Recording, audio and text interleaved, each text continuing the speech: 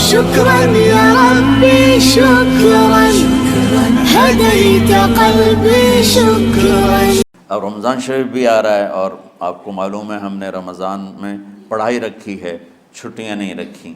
جب میں نے حسنین شروع کیا 1999 میں تو اللہ نے میرے دل میں یہ بات ڈالی کہ رمضان تو علم کا مہینہ ہے، انا انزلناہ فی لیلۃ القدر، اور چاروں آسمانی کتابیں رمضان میں اور سارے صحیفے رمضان میں. پتہ نہیں اللہ کو کیا پسند تھا اس مہینے کا. حضرت ابراہیم علیہ السلام پر چھوٹی کتابیں اتریں یکم رمضان کو، حضرت موسیٰ علیہ السلام پر تورات اتری 2 رمضان کو، حضرت داؤد علیہ السلام پر زبور اتری 6 رمضان کو، حضرت عیسیٰ علیہ السلام پر انجیل اتری 12 یا 18 رمضان کو، اور اللہ کے نبی پر قرآن اترا فی لیلۃ القدر، لیلۃ القدر میں اترا. تو سارا آسمانی علم رمضان میں اترا. سارے مہینوں کے نام عربوں نے رکھے، محرم، صفر، ربیع الاول، ربیع الثانی، جمادی الاولی، جمادی الثانی، رجب، شعبان، رمضان، شوال، ذوالقعدہ، ذوالحج. اس میں جو رمضان ہے یہ نام اللہ نے رکھا. باقی مہینوں کے نام تو رکھے عربوں نے. پھر ان کی زبان پہ اللہ لایا رمضان، چونکہ ابھی تو دنیا بھی نہیں بنی تھی اور اللہ نے قرآن کی تلاوت فرمائی تھی. تو اس قرآن میں تھا شہر رمضان الذی انزل فیہ القرآن. تو رمضان کا نام اللہ نے پہلے سے چن رکھا تھا، پھر ان سے رکھوا دیا. رمضان کہتے ہیں رمض یرمز، جل جانا، جل جانا. رمضان کو رمضان کیوں کہتے ہیں؟ کہ اس میں گناہ جل جاتے ہیں. مسلمان پہلا روزہ رکھتا ہے اور اس کے گناہ اللہ جلانا شروع کرتا ہے. اس کی بھوک پہ آس کی آگ میں گناہوں کو ڈالتا ہے، جلاتا ہے. آخر 29 رمضان یا 30 رمضان آخری رات اللہ تعالیٰ اس کی پچھلے سال کے سارے گناہ معاف فرما دیتا ہے.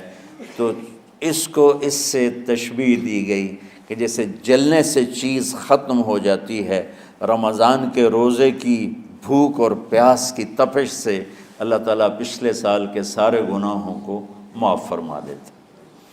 تو مجھے خیال آیا اس وقت جب ابھی بالکل کزرع اخرج شطأہ تھا، ہمارے مدرسے کی مثال کزرع اخرج شطأہ. دعا کرو اللہ تعالیٰ فاستغلظ فاستوی علی سوقہ سے بنا دے. امید تو ہے کہ کچھ شکل اللہ نے بنا دی، اللہ اسے پوری دنیا میں پھیلا دے. میری تو تمنا ہے کہ ایک ایسی مثبت سوچ کے علماء کے اللہ میرے ذریعے سے تیار کروا دے جو امت کو جوڑنے والے ہوں، توڑنے والے نہ ہوں.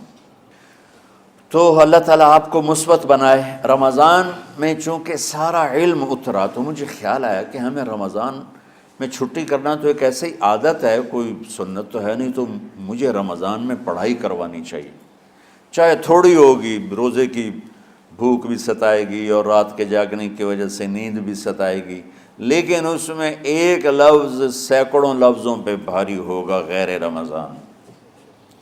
تو میں کراچی گیا اور مفتی تقی صاحب دامت برکاتہم سے سب سے پہلے جا کے مشورہ کیا کہ حضرت میں چاہتا ہوں کہ رمضان میں چھٹی نہ ہو، پڑھائی ہو. اس وقت رمضان سردیوں میں تھا. تو وہ بڑے خوش ہوئے، کہنے لگے یہ تو بہت اچھی بات. وہ تو اتنے بڑے ہاتھی کے پاؤں میں سب کا پاؤں، اتنی بڑی ہستی نے، وہ صرف پاکستان کا سرمایہ نہیں پوری امت کا سرمایہ ہے. تو ان کی اس بول نے نا مجھے ہمت دے دی.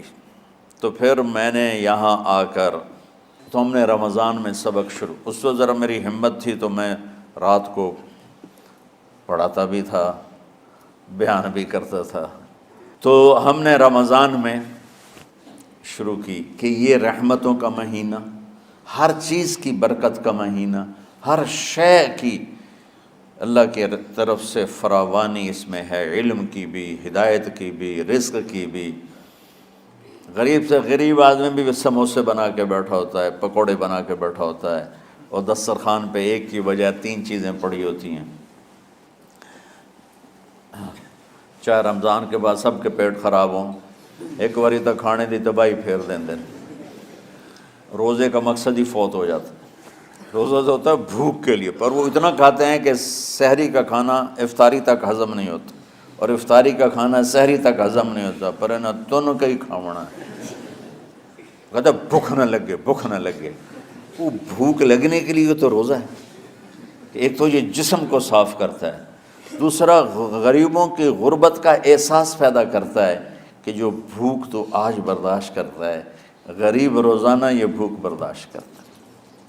تو اللہ کے غریب بندوں کی خدمت کر، ان تک اپنے مال پہنچا، اپنا اللہ نے دیا ہے تو ان کو بھی اس میں شریک کر، قبر میں لے جائے گا۔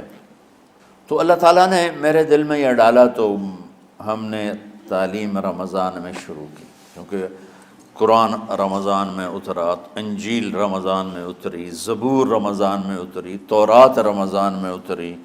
تو پھر اللہ نے اس مہینے کا نام خود رکھا شہر رمضان، شہر رمضان۔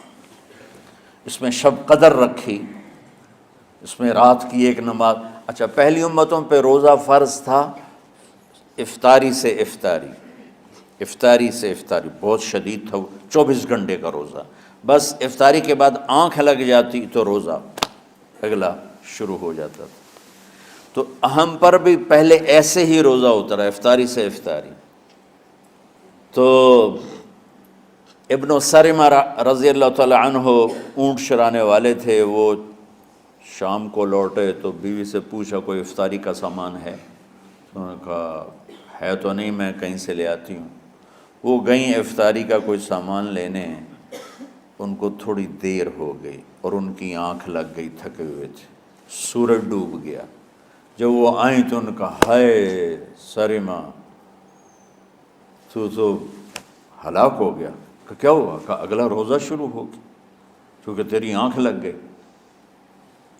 تو انہوں نے کہا چلو کوئی بات نہیں، لیکن ظہر کے وقت بے ہوش ہو گئے۔ ایک روایت میں آتا ہے نماز پڑھنے آئے اور گر گئے، اور ایک میں آتا ہے گھر میں بے ہوش ہوئے۔ تو جو بھی صورتحال تھی اللہ کے نبی کو پتہ چلا۔ کیا ہوا سرمہ کو؟ کہا جی وہ افطاری کر نہیں سکے تو روزہ شروع ہو گیا تو بے ہوش ہو گئے۔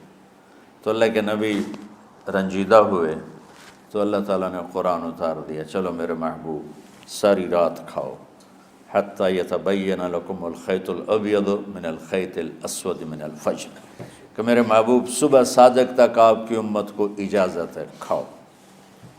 پہلی امتوں پر افطاری سے افطاری، لیکن ان کی نماز تراویح نہیں تھی۔ تو ہمیں اللہ تعالیٰ نے دیا سحری تک، پوری رات۔ اچھا، ایک صحابی آئے، یا رسول اللہ میں تو مارا گیا۔ آپ نے کہا کیا ہوا؟ کہا میرا روزہ تھا، میں بیوی کے پاس چلا گیا۔ آپ نے کہا تو پھر تو غلام آزاد کر، کفارہ دے۔ کہا جی میں تو خود غریب آدمی ہوں، غلام کہاں سے آزاد کروں، خریدنا پڑے گا۔ آپ نے کہا 60 مسکینوں کو کھانا کھلا۔ کہ میں آپ مسکین ہوں، میں کینوں کھانا کھلاؤں؟ آپ نے فرمایا پھر آخر یہ کہ 60 روزے رکھ، مسلسل رکھنے ہوتے ہیں جو کفارے کے ہوتے ہیں۔ وہ کہنے لگا ایک روزے چاہے کم کیتا ہے، 60 روزے اج میں کی کروں گا؟ تو آپ نے فرمایا اچھا ٹھیک ہے بیٹھ جا۔ بیٹھ گئے۔ تھوڑی دیر ہوئی تو ایک انصاری صحابی کھجوروں کا ٹوکرا لے کر آیا، یا رسول اللہ یہ صدقے کی کھجوریں ہیں، تقسیم فرما دیں۔ تو آپ نے فرمایا بھائی وہ کدھر ہو؟ کہا جی بیٹھا ہوں۔ آپ نے کہا ادھر آ، یہ کھجوریں لے جا اور 60 گھروں میں تقسیم کر دے۔ سبحان اللہ، اللہ نے اس امت کو لاڈ لڈائے ہیں، یہ اللہ کی لاڈلی امت۔ عجیب واقعہ یہ، کہنے لگا یا رسول اللہ، اللہ کی قسم مدینے میں مجھ سے غریب کوئی نہیں، آپ ایسا کرو یہ میرا کفارہ مجھے ہی صدقہ کر دو۔ تو آپ اتنا ہنسے کہ یہ آخری دانت نظر آنے لگے۔ بہت کم ایسا ہوتا تھا، فَضَحِكَ حَتَّى بَدَتْ نَوَاجِذُهُ، ایسا ہنسنا آپ کبھی کبھی ہنستے تھے کہ آخری دانت پورا منہ کھل جائے۔ تو آپ اتنا ہنسے کہ آخری دانت تک نظر آنے لگے۔ تو آپ نے کہا اچھا جا لے جا تیرے واسطے، لیکن یہ صرف تیرے لیے اور کسی کے لیے نہیں ہے۔ تو جب ایسی خیانت ہوئی تو اللہ تعالیٰ نے دوسرا حکم بھی اتار دیا، باشروہن، کہ تمہارے لیے بیوی بھی حلال ہے، کھانا بھی حلال ہے جب تک صبح صادق نہیں ہو جاتی۔ لیکن اللہ نے ہمیں ایک نماز عطا فرما دی جس کو ہم آج صلاۃ التراویح کہتے ہیں۔ میرے نبی کے زمانے میں اسے قیام اللیل کہا جاتا تھا۔ تو اللہ نے ہمیں رات کی نماز عطا فرمائی، اور چونکہ یہ ایک مشقت ہے تو میرے نبی نے کہا یہ رات کی نماز کے ہر سجدے پر 1500 نیکی لکھی جاتی، 1500 نیکی لکھی جاتی، اور اللہ تعالیٰ ہر سجدے پر جنت میں ایک محل بناتا ہے جس کے 60,000 سونے چاندی کے دروازے ہوتے ہیں، اور ایک درخت اس کے لیے لگاتا ہے جس کے نیچے 100 سال گھوڑا دوڑ سکتا ہے۔ تو رمضان کا اہتمام آپ رجب سے شروع فرما دیتے تھے۔ میرے نبی نے 9 رمضان دیکھے، 9 رمضان اپنی زندگی میں، 9 رمضان۔ 10ویں رمضان سے پہلے آپ اللہ کے پاس تشریف لے گئے۔ آپ کی زندگی میں روزے فرض ہونے سے آپ کی وفات تک 9 رمضان گزرے، اور میں قربان جاؤں اپنے نبی پر، اپنی امت پہ کیسی شفقت تھی۔ آپ سحری کھاتے تھے بالکل آخری وقت، ادھر بلال اذان دے رہا ہے اور ادھر آپ آخری لقمہ کھا رہے ہیں، اور ادھر سورج نیچے ہوا اور آپ کھجور منہ میں۔ ایک آدمی اوپر کھڑا ہوتا تھا مدینے میں تو وہ چھت پہ، گھر کی چھت پہ کھڑا ہوتا تھا، سفر میں ہے تو وہ کسی پہاڑی پہ کھڑا ہوتا تھا۔ جو ہی سورج کا کنارہ نیچے جاتا اب فوراً وہ کہتا یا رسول اللہ قد غربت، تو آپ کھجور منہ میں ڈال لیتے تھے، یا پانی، کبھی پانی سے افطار فرماتے تھے، کبھی کھجور سے افطار فرماتے تھے، کہ میری امت پہ بھوک کا وقت کم سے کم آئے۔ آج کل جو یہ ہمارے افطاری کے اوقات ہیں نا، یہ سورج ڈوبنے کے بھی 2-2.5 منٹ بعد کے ہیں، کہ احتیاطاً، ٹھیک ہے چلو احتیاط کر لو کوئی مسئلہ نہیں، لیکن اصل ہے ادھر چونکہ اب سورج ہمیں نظر ہی نہیں آتا ہے، اس طرح ہم گھرے ہوئے ہیں شہروں میں، دیہاتوں میں بھی اب اس طرح کا ماحول ہے کہ وہ نظر نہیں آتا ہے، تو بہتر کہ ادھر سورج غائب ہو ادھر لقمہ منہ میں جائے، لیکن یہ تب ہے جب اب نظر آ رہا ہو۔ اب جب آپ یہاں بیٹھے ہو حسنین میں تو یہاں تو کوئی سورج نظر نہیں آئے گا، یہاں تو منار ہی نظر آئے گا، تو لہٰذا احتیاط ٹھیک۔ ہمارے اہل حدیث بھائی وہ 2 منٹ پہلے ہم سے افطار کرتے ہیں، تو بڑی اچھی بات ہے کہ سورج کے غروب ہونے کا جو اصل وقت ہے اس کے ساتھ ہی افطار کرنا۔